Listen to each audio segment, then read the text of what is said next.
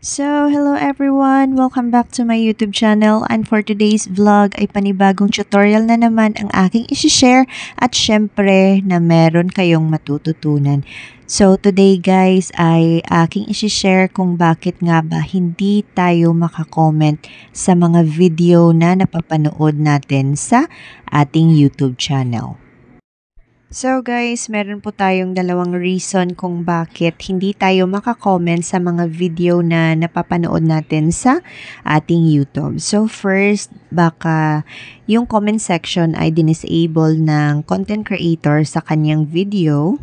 Pangalawa, or second reason ay baka mismo sa ating channel or sa ating YouTube ay meron po tayong i-adjust sa ating settings kung kaya ay hindi tayo makakomment.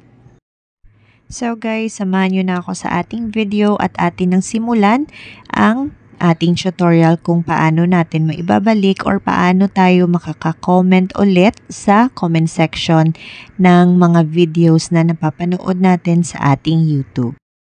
Punta na po tayo sa ating screen at atin na pong i-open ang ating YouTube app.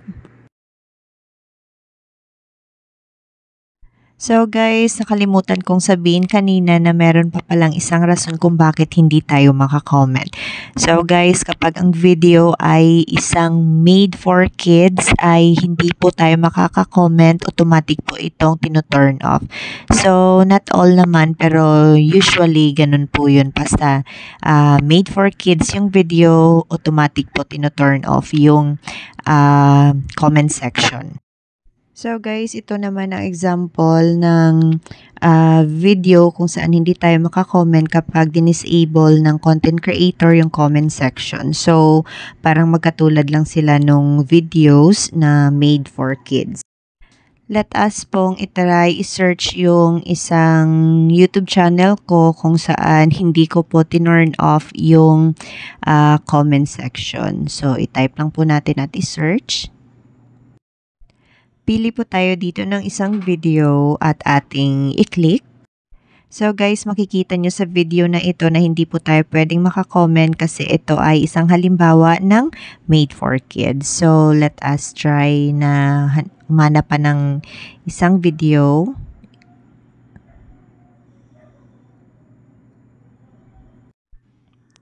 So, ayan guys, as you can see ay pwede po tayo ditong mag-comment kasi po ang comment section dito ay hindi naka-turn off.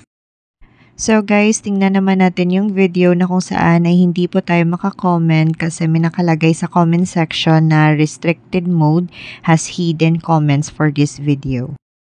So guys, balikan po natin ang video kanina na kung saan ay pwede po tayo maka-comment. At ating tingnan kung bakit ngayon ay hindi na tayo pwede makakomment dahil restricted mode na po ito. So, ayan guys, ang video kanina na ating ipinakita ay ngayon ay naka-restricted mode has hidden comments. So, this video na. So, ang tanong guys, kung paano nga ba natin tatanggalin yan para makakomment na tayo ulit sa ating video.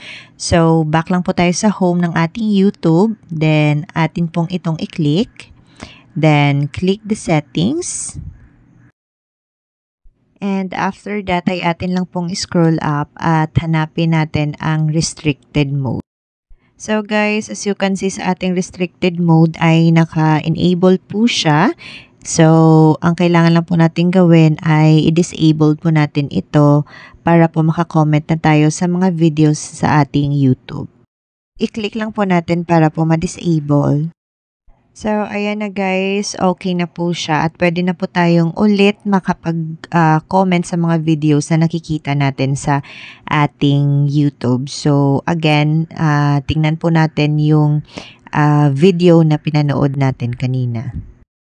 So guys, as you can see ay nawala na po yung restricted mode at pwede na po tayong ulit makapag-comment. So guys, that's all for today's video and I hope nakatulong po ang tutorial natin today kasi alam naman natin na napaka-importante yung comment section, especially if may mga katanungan tayo sa ating napanood na video sa YouTube. So guys, thank you so much and have a good day, goodbye and God bless.